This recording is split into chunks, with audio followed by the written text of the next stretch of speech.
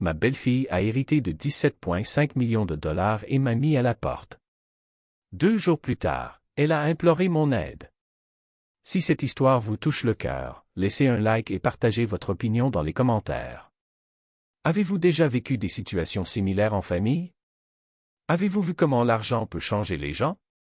Chaque histoire mérite d'être entendue, et votre voix compte plus que vous ne le pensez. Je m'appelle Henri Dubois, j'ai 73 ans et jusqu'à récemment je vivais à Lyon avec mon fils Julien et ma belle-fille Claire. Mon histoire est celle d'un homme qui a tout donné pour sa famille et s'est retrouvé avec rien quand cette famille est devenue riche. Mais c'est aussi l'histoire de comment la justice arrive parfois quand on s'y attend le moins. Tout a commencé en 1951, quand je suis né dans un petit village de l'Ardèche, près de Privas. Mon père Marcel était maçon et ma mère Simone travaillait comme couturière. Nous n'étions pas riches, mais nous avions notre dignité. Henri, me disait toujours mon père, souviens-toi qu'un homme vaut par ce qu'il fait, pas par ce qu'il possède. En 1974, je me suis installé à Lyon pour chercher du travail. J'avais 23 ans et seulement 1000 francs en poche, mais j'avais une grande envie de travailler. J'ai trouvé un emploi dans une usine de pièces automobiles à Vénissieux. Le travail était dur, mais j'étais jeune et solide. En 1977, j'ai rencontré Madeleine dans un bal populaire près de la place Bellecour. C'était une fille de Grenoble, douce et avec des cheveux blonds comme les blés. Nous sommes tombés amoureux immédiatement et en 1979 nous nous sommes mariés dans la petite église de son village. La cérémonie était simple, mais pleine d'amour. Julien est né en 1982. C'était un enfant magnifique avec les yeux bleus de sa mère et le caractère têtu de son père. Nous l'adorions. Madeleine a arrêté de travailler pour s'occuper de lui, et moi je faisais des doubles équipes à l'usine pour faire vivre la famille. Dans les années qui ont suivi, j'ai réussi à ouvrir un petit garage dans le quartier de la Croix-Rousse. Je ne gagnais pas beaucoup, mais c'était à moi. Julien grandissait en bonne santé et intelligent. Il était bon à l'école et savait déjà qu'il voulait devenir ingénieur. En 1997, ma femme Madeleine est morte. Un cancer du sein qui l'a emporté en quelques mois. J'avais 46 ans et je me suis retrouvé veuf avec un fils de 15 ans à élever. Ce fut la période la plus difficile de ma vie. Papa, me dit Julien un soir, tandis que nous dînions en silence dans notre cuisine trop silencieuse, qu'est-ce qu'on va faire maintenant? On va continuer, mon fils, lui répondis-je en le serrant dans mes bras. Toi et moi ensemble, comme une équipe. Et c'est ce qui s'est passé. Julien et moi sommes devenus inséparables. Je travaillais dur pour lui payer ses études, lui étudiait dur pour me rendre fier. Les week-ends, nous allions au stade Gerland voir l'Olympique lyonnais, notre équipe de cœur. Julien a obtenu son diplôme d'ingénieur à l'INSA Lyon en 2005 avec mention très bien. Ce jour-là, j'ai pleuré de joie. Ma femme Madeleine aurait été si fière de notre fils.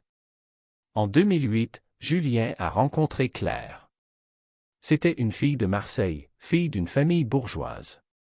Elle travaillait dans une agence de communication et avait étudié le commerce à l'EM Lyon. Elle était belle, élégante, sûre d'elle. Au début, elle m'a paru un peu hautaine, mais j'ai pensé que c'était juste de la timidité. Papa, me dit Julien quand il me l'a présentée, Claire est la femme de ma vie. J'ai souri et je l'ai accueillie dans la famille comme une fille. Même si quelque chose en moi n'était pas entièrement convaincu. Claire avait une façon de regarder notre maison modeste qui ne me plaisait pas. Ses yeux se posaient sur nos meubles simples, les photos de grand-mère, la vieille télévision, et on aurait dit qu'elle faisait un inventaire de pauvreté.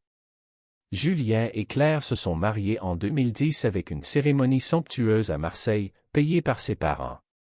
Je portais mon plus beau costume, celui du mariage avec Madeleine, et j'ai essayé de faire bonne figure parmi tous ces invités élégants qui parlaient de voyages exotiques et d'investissements financiers. Après le mariage, Julien et Claire ont décidé de vivre avec moi dans la maison familiale à Lyon. Papa, me dit Julien, comme ça nous pourrons économiser pour acheter une maison et tu ne seras plus seul. En réalité, c'est Claire qui a insisté pour cette solution.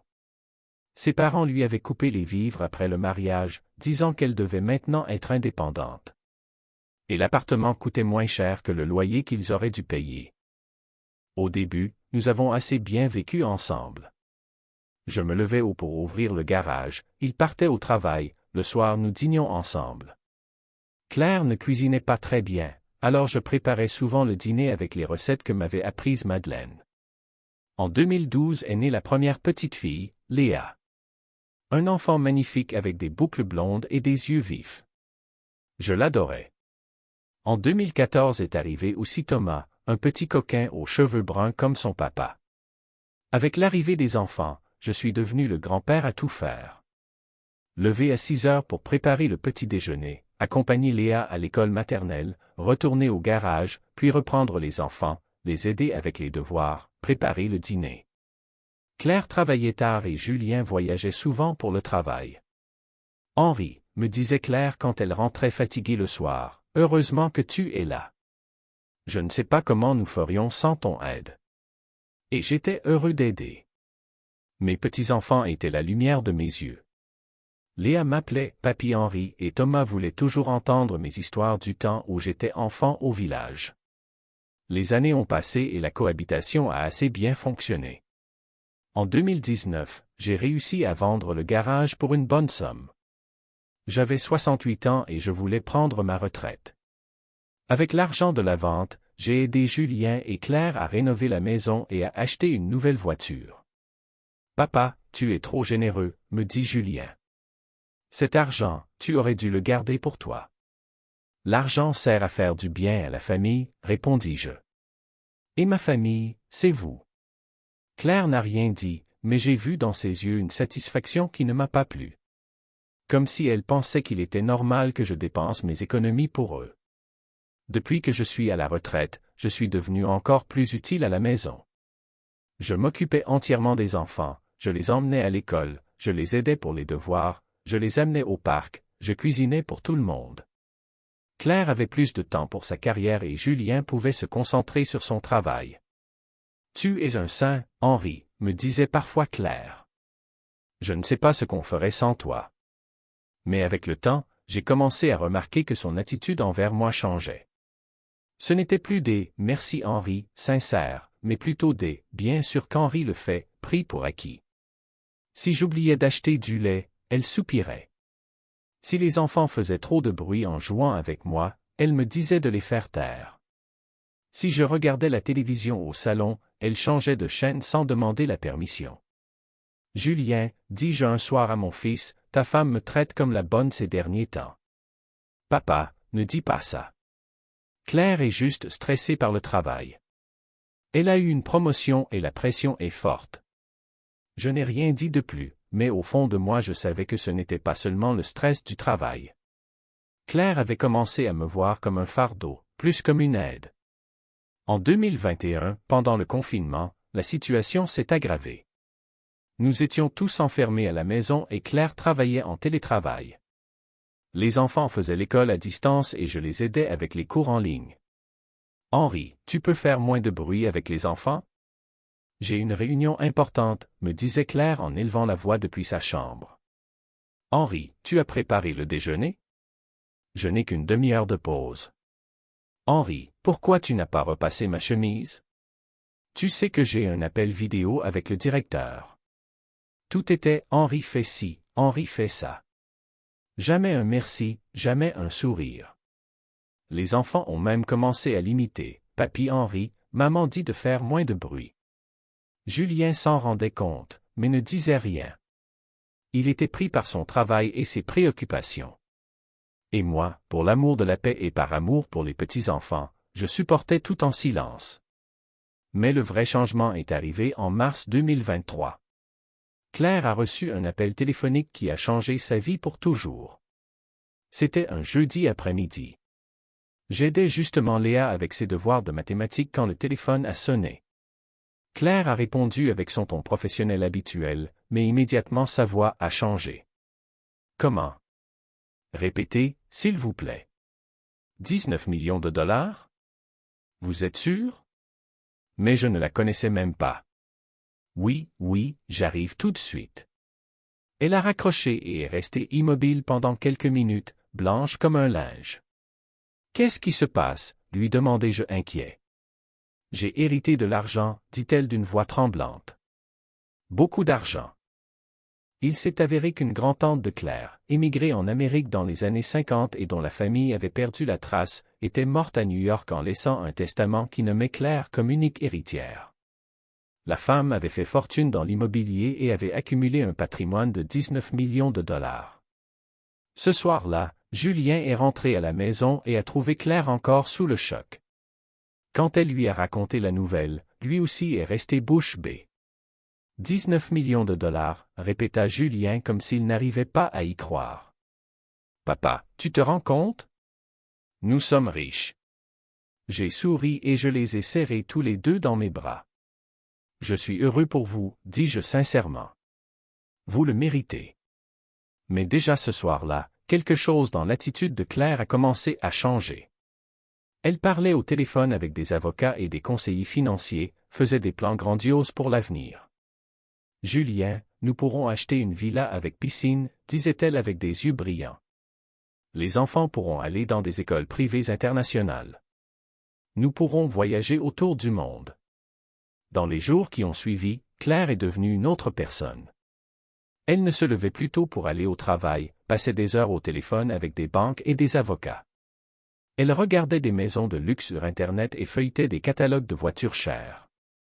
Henri, me dit-elle un après-midi tandis que je préparais le goûter pour les enfants, maintenant que nous avons cet argent, Julien et moi devons prendre des décisions importantes pour notre avenir.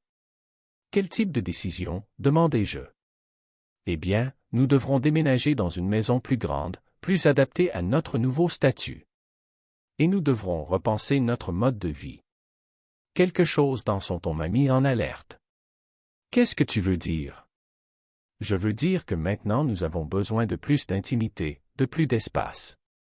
Nous ne pouvons plus tous vivre ensemble comme nous l'avons fait jusqu'à présent. Le sang s'est glacé dans mes veines. Claire, c'est ma maison. J'ai vécu ici pendant 40 ans. Je sais, Henri. Et nous t'en sommes reconnaissants. Mais maintenant les choses ont changé. Nous avons de nouvelles possibilités, de nouvelles responsabilités. Tu comprends, n'est-ce pas? Je ne comprenais pas du tout. Ou plutôt, je comprenais trop bien. Maintenant qu'ils avaient de l'argent, ma présence était devenue gênante. Le grand-père qui cuisinait les pâtes et séchait les larmes ne convenait plus à leur nouvelle image de famille riche. Ce soir-là, j'ai attendu que Julien rentre à la maison pour lui parler. Julien, ta femme m'a dit que vous voulez que je m'en aille. Julien a évité mon regard. Papa, ce n'est pas qu'on veut que tu partes. C'est que... Claire a raison. Maintenant nous avons l'opportunité d'avoir une vie différente, plus confortable pour tous. Plus confortable pour tous signifie sans moi. Papa, ne le prends pas comme ça. Nous te trouverons un bel appartement, nous t'aiderons pour tout. Peut-être même près de chez nous. Julien, je ne veux pas d'appartement. Je veux ma famille. Et nous serons toujours ta famille. Mais c'est normal qu'un couple avec des enfants ait son intimité. J'ai compris qu'il était inutile de discuter. Julien avait choisi sa femme, comme il était juste qu'il le fasse. Mais ça faisait mal quand même. Les jours suivants ont été un enfer. Claire avait commencé à me traiter comme un invité indésirable. Elle ne me parlait plus directement, ne faisait conversation qu'avec Julien. Quand j'entrais dans une pièce, elle en sortait. Les enfants ont remarqué le climat tendu. Léa m'a demandé, « Papy Henri, pourquoi maman est toujours fâchée contre toi? » Elle n'est pas fâchée, petite, lui mentis-je. Elle a juste beaucoup de choses en tête en ce moment. Une semaine après la nouvelle de l'héritage, Claire m'a convoqué au salon pour une conversation sérieuse. Henri, commença-t-elle avec le ton qu'elle utilisait pour les réunions de travail, Julien et moi avons décidé. Nous allons acheter une villa dans la région lyonnaise et déménager d'ici un mois. Tu peux choisir si tu veux un appartement ici à Lyon ou si tu préfères retourner dans ton village en Ardèche. Bien sûr, nous t'aiderons financièrement. Et les enfants, demandai-je. Les enfants viendront avec nous, naturellement. Ils fréquenteront de meilleures écoles, auront des opportunités qu'ils ne pourraient pas avoir ici. Claire, j'ai élevé ces enfants. Je les ai accompagnés tous les jours à l'école, je les ai consolés quand ils pleuraient, je les ai aidés avec leurs devoirs. Et nous t'en sommes reconnaissants, Henri. Mais maintenant nous n'en avons plus besoin. Nous engagerons une gouvernante qualifiée et les enfants iront en pension. Pension. Le mot m'a frappé comme un coup de poing. Léa et Thomas en pension, loin de la famille, loin de moi. Tu as déjà tout décidé, n'est-ce pas, lui dis-je. Julien et moi avons décidé ensemble. C'est ce qu'il y a de mieux pour tous. Pour tous sauf pour moi. Henri, ne joue pas la victime. Tu auras ton propre appartement, ta retraite, la liberté de faire ce que tu veux. À ton âge, tu devrais être content. Ce soir-là, Julien a tenté de m'expliquer leur décision. Papa, essaie de comprendre. Maintenant nous avons des possibilités que nous n'aurons plus jamais. Claire a raison, nous devons saisir cette opportunité. Opportunité de jeter la famille? Nous ne jetons rien. Nous réorganisons juste notre vie. Julien, ta mère est morte quand tu avais 15 ans. Qui t'a élevé? Qui t'a fait à manger? Qui est venu à tes spectacles d'école? Qui a pleuré de joie quand tu as eu ton diplôme? Papa, ne sois pas sentimental. Tout est sentimental, Julien. La famille, c'est sentimental. L'argent c'est de l'argent, mais la famille c'est autre chose. Mais la décision était prise. 2 semaines plus tard, mes valises étaient sur le trottoir. Le jour du déménagement, les enfants pleuraient. Léa s'accrochait à mes jambes. Papy Henri, ne pars pas. Reste avec nous. Thomas aussi avait les yeux rouges. Pourquoi tu dois partir, papy? Tu as fait quelque chose de mal? Non, petit, lui dis-je en le serrant fort. Papy n'a rien fait de mal. C'est juste que maman et papa ont besoin d'être seuls pour un moment. Claire regardait la scène depuis le balcon, impassible. Julien m'a aidé à charger les valises dans le taxi. Papa, je t'appelle demain, me dit-il d'une voix cassée par l'émotion. Oui, Julien. Appelle-moi. Le taxi est parti et j'ai regardé pour la dernière fois la maison où j'avais vécu pendant 40 ans, où mes petits-enfants étaient nés, où ils avaient grandi. Claire était encore sur le balcon, mais elle ne m'a pas fait au revoir. Je me suis installé dans un petit appartement dans le 6e arrondissement. 2 pièces, cuisine et salle de bain. Après la maison de famille, cela me semblait une boîte à chaussures. Mais c'était mieux que rien. Les premiers jours ont été terribles. Le silence m'assourdissait. Il n'y avait plus les voix des enfants, plus l'agitation du matin, plus personne pour qui cuisiner. Julien m'a appelé le premier jour, puis le 2e. Après une semaine, les appels se sont espacés. Il était trop pris par les projets pour la nouvelle maison, les choix pour l'école des enfants, les formalités pour l'héritage. 2 semaines ont passé dans la solitude. Je ne sortais que pour faire les courses, je regardais la télévision, je lisais quelques livres. Parfois j'avais l'impression de devenir fou à cause du silence. Puis, un mardi soir, le téléphone a sonné. C'était Claire. Et elle pleurait. Henri? Henri, s'il te plaît, j'ai besoin de ton aide. Sa voix était différente. Désespérée, effrayée. Ce n'était plus la femme sûre et hautaine qui m'avait chassé de la maison. Qu'est-ce qui s'est passé, Claire? J'ai fait une erreur, Henri. Une erreur terrible. J'ai signé des documents que je n'aurais pas dû signer. Quel type de documents?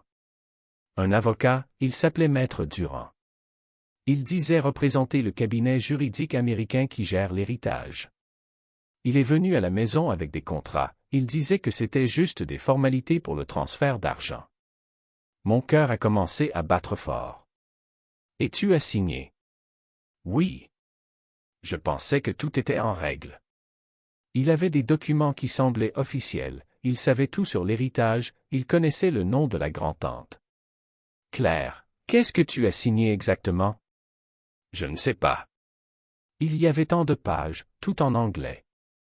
Il expliquait que c'était juste des autorisations pour le transfert, que sans ces signatures je ne pouvais pas avoir l'argent. Et maintenant? Maintenant le vrai avocat américain m'a appelé. Il dit que quelqu'un a utilisé les documents que j'ai signés pour détourner l'héritage vers des comptes suisses. Il dit que je risque de tout perdre. Je me suis assis sur une chaise. La situation était grave.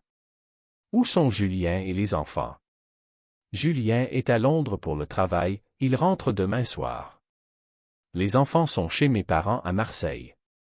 Henri, je suis seul et je ne sais pas quoi faire. Tu as appelé la police? Non. L'avocat américain dit que si je le fais publiquement, les journaux s'en aperçoivent et alors d'autres escrocs vont se manifester. Il dit qu'on doit agir avec discrétion.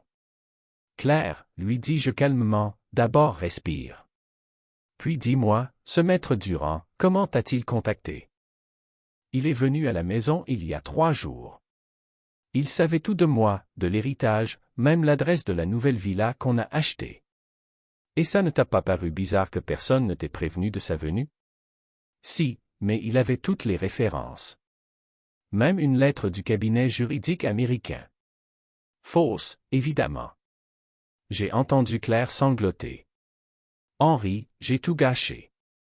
À cause de moi, on va perdre tout l'argent. Julien ne me le pardonnera jamais. Je suis resté silencieux quelques secondes. Cette femme m'avait chassé de la maison comme un chien, m'avait humilié, m'avait séparé de mes petits-enfants. Et maintenant elle me demandait de l'aide. Henri? Tu es encore là? Oui, Claire. Je suis là. Tu vas m'aider? Tu es le seul qui s'y connaît bien en affaires juridiques, tu as toujours su comment te débrouiller dans les situations difficiles. C'était vrai. Au fil des années, je m'étais occupé de toutes les affaires bureaucratiques de la famille. Contrat, banque, assurance. Je savais reconnaître les escroqueries. Claire, lui dis-je, tu m'as chassé de la maison en disant que tu n'avais plus besoin de moi. Tu m'as traité comme un fardeau. Et maintenant tu veux que je t'aide? Je sais que j'ai eu tort. Mais Henri, je t'en prie. Pas pour moi, pour les enfants. Si on perd tout, Léa et Thomas grandiront en sachant que leur maman a gâché leur avenir. Cette phrase m'a touché. Les enfants. Leur petit visage en pleurs le jour où je suis parti. Où tu as les documents que tu as signés? Ici, je les ai tous. Bien. Demain matin tu viens chez moi et on les porte à mon avocat. C'est une personne de confiance, il pourra nous dire s'il y a encore quelque chose à faire. Henri, merci. Merci vraiment. Ne me remercie pas encore, Claire. D'abord on voit si on arrive à réparer ce gâchis. Le lendemain, Claire s'est présentée à ma porte à 9 heures du matin. Elle avait les yeux rouges de larmes et un aspect que je ne lui avais jamais vu. Humble, effrayée, fragile. Entre, lui dis-je. Elle a regardé mon petit appartement avec des yeux différents de ceux avec lesquels elle regardait notre ancienne maison. Pas avec du mépris, mais avec quelque chose qui ressemblait au remords. Henri, je voulais te dire, je voulais m'excuser pour la façon dont je t'ai traité. Je n'avais pas le droit de te chasser comme ça. Assieds-toi, Claire. Parlons des documents. Je les ai examinés avec mon avocat, Maître Leblanc, un homme de 70 ans avec 50 ans d'expérience. Après une demi-heure de lecture, Maître Leblanc a secoué la tête. C'est une escroquerie bien organisée, dit-il. Ils ont fait signer à votre belle-fille une procuration générale qui les autorise à gérer tous ses biens. En pratique, elle leur a donné le contrôle complet de l'héritage. On peut l'annuler, demandai-je. Difficile. Les documents sont techniquement valides. Le seul espoir est de démontrer qu'elle a été victime d'abus de faiblesse ou d'escroquerie aggravée. Comment? Il faut prouver que ces messieurs lui ont menti sur la nature des documents. Si on a des preuves qu'elle croyait signer autre chose, on peut tenter. Claire nous regardait terrorisée. Quel type de preuves? Témoins, enregistrements, messages. Tout ce qui peut démontrer la tromperie. Nous sommes retournés chez moi et avons commencé à reconstituer toute l'affaire. Claire m'a raconté chaque détail de la rencontre avec le faux avocat. Attends, lui dis-je à un moment, tu as dit qu'il connaissait l'adresse de la villa que vous avez achetée. Mais cette vente n'est pas encore enregistrée, n'est-ce pas? Non, l'enregistrement c'est la semaine prochaine. Alors comment il pouvait connaître l'adresse? Claire s'est arrêtée. Je n'y avais pas pensé, tu as raison. Le seul moyen c'est si quelqu'un le lui a dit. Qui était au courant de l'achat de la villa? L'agent immobilier, le notaire, la banque, et Julien, évidemment. Et quelqu'un d'autre. Claire a réfléchi. Eh bien, j'en ai aussi parlé à ma sœur Sylvie. Et à quelques collègues du travail. Ta sœur de Marseille? Oui. Je l'ai appelée pour lui parler de la villa, j'étais si enthousiaste. Claire, ta sœur a des problèmes d'argent. Le visage de Claire est devenu pâle. Sylvie. Eh bien, oui, elle a toujours eu des difficultés. Ces derniers temps, elle me demandait souvent des prêts. Quand tu lui as parlé de la villa? Il y a 2 semaines. Je lui ai tout dit, l'héritage, l'argent, la nouvelle maison. Et quand le faux avocat est arrivé? 3 jours après ce coup de téléphone. Les pièces du puzzle commençaient à s'emboîter. J'ai appelé Maître Leblanc et lui ai exposé ma théorie. Si sa sœur a vendu les informations aux escrocs, dit Maître Leblanc, on a un élément de plus. Mais il nous faut des preuves concrètes. Comment on les obtient? Elle doit appeler sa sœur et lui faire avouer. Nous on enregistrera la conversation. Claire était bouleversée. Tu veux dire que Sylvie m'a trahi pour de l'argent? On ne le sait pas encore. Mais il faut vérifier. Ce soir-là, Claire a appelé sa sœur. Maître Leblanc et moi étions présents avec l'appareil pour enregistrer. Sylvie. C'est moi. Écoute, j'ai un gros problème avec l'héritage. Quelqu'un a réussi à me voler tout l'argent. Comment? Je ne sais pas, il semblait tout savoir de moi. Oui, même l'adresse de la villa. Mais comment c'est possible? Tu en as parlé à qui? Comment? À personne. Mais Sylvie, j'ai le téléphone sur écoute. La police sait tout. Si tu m'as trahi, il vaut mieux que tu me le dises maintenant. La voix de Sylvie a commencé à trembler. Claire, moi, j'avais besoin d'argent. Il y avait un homme qui m'a contacté, il disait travailler pour une société de recouvrement. Il m'a offert 5 000 € si je lui donnais des informations sur toi. Bingo! Claire regardait moi et Maître Leblanc avec des yeux pleins de larmes. Nous avions les aveux. Le lendemain, avec l'enregistrement et le témoignage de Sylvie, qui a accepté de collaborer en échange d'un non-lieu, Maître Leblanc a présenté une plainte urgente au procureur de Lyon. Le fait qu'ils aient utilisé des informations obtenues par tromperie, expliqua Maître Leblanc, change la nature de l'escroquerie. Ce n'est plus seulement de l'abus de faiblesse, mais du crime organisé. La police judiciaire s'est mobilisée rapidement. En 3 jours, ils ont réussi à bloquer les transferts d'argent et à identifier l'organisation criminelle. Le faux maître Durand a été arrêté avec 5 autres complices. Madame, me dit le commissaire Martin qui suivait l'affaire, vous avez eu de la chance. Nous avons réussi à les arrêter avant que l'argent quitte définitivement l'Europe. Vous récupérez presque tout. Quand Julien est rentré de Londres et a appris toute l'histoire, il était bouleversé. Papa, me dit-il en me serrant dans ses bras, je ne sais pas comment te remercier. Sans toi, on aurait tout perdu. Julien, vous n'auriez pas dû être dans cette situation si vous m'aviez gardé près de vous, lui répondis-je. Ces escroqueries, je les reconnais à des kilomètres. 20 ans de travail, ça apprend. Claire me regardait en silence. Puis elle a dit, Henri, je te dois des excuses énormes. Je t'ai très mal traité et tu m'as sauvé quand même. Je ne l'ai pas fait pour toi, Claire. Je l'ai fait pour mes petits-enfants. Je sais. Et ça me fait me sentir encore plus coupable. Dans les jours suivants, tandis qu'on réglait les formalités légales pour récupérer l'héritage, Julien et Claire sont souvent venus me voir dans mon petit appartement. Papa, me dit Julien un soir, Claire et moi on a parlé. On veut que tu reviennes à la maison. Quelle maison, Julien? Celle que vous avez vendue pour acheter la villa? Non, papa. Dans la villa. Il y a un appartement séparé avec entrée indépendante. Il serait parfait pour toi.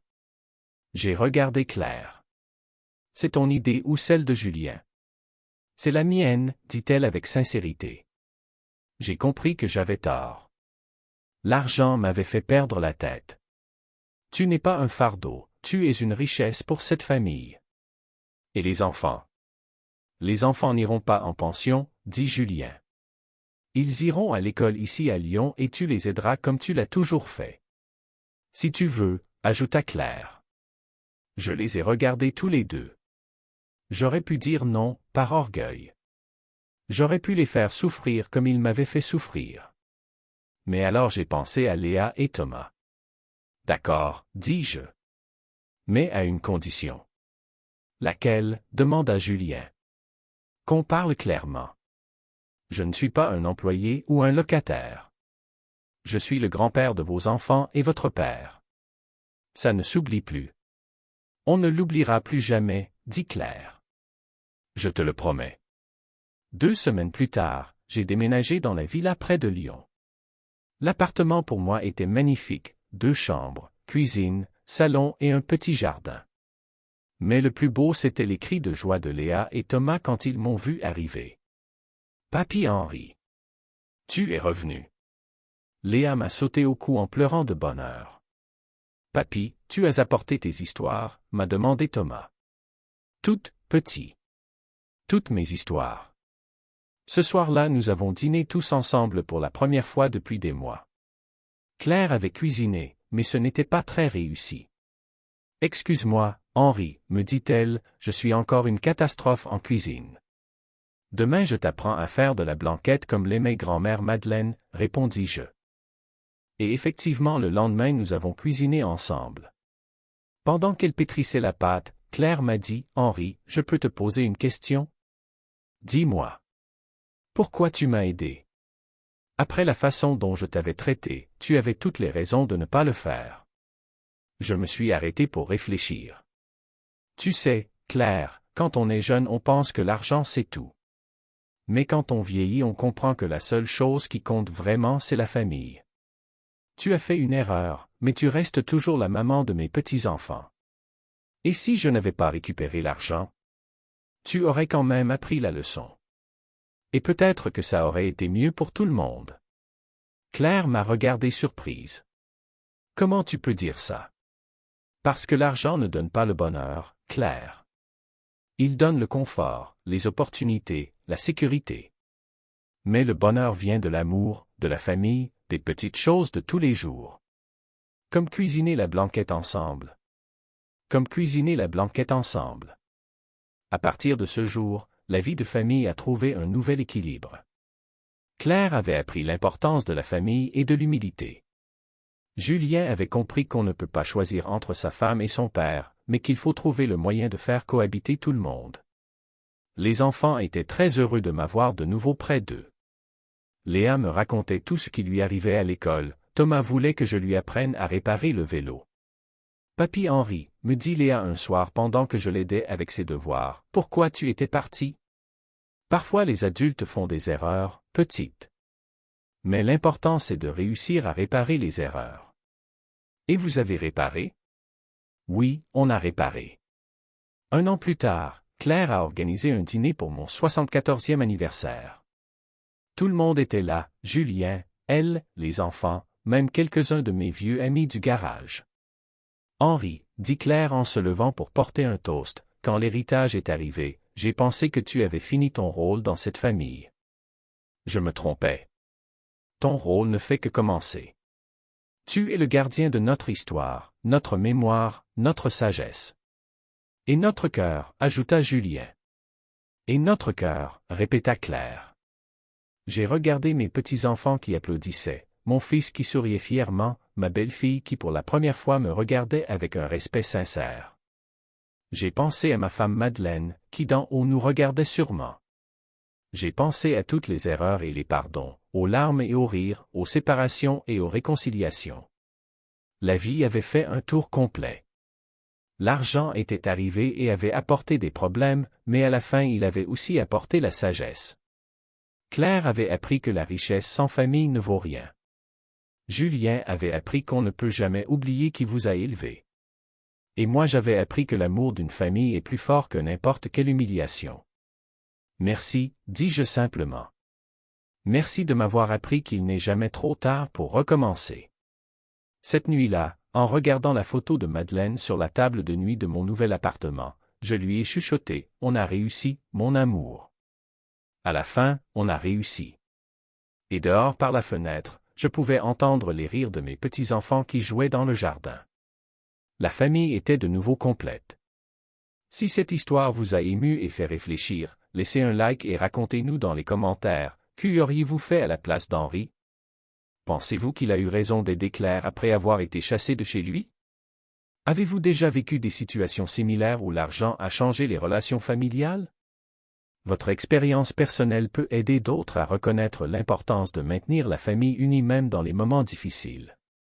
Chaque histoire partagée dans les commentaires peut enseigner à quelqu'un la valeur de la famille. N'oubliez pas de partager cette vidéo avec ceux qui pourraient en avoir besoin.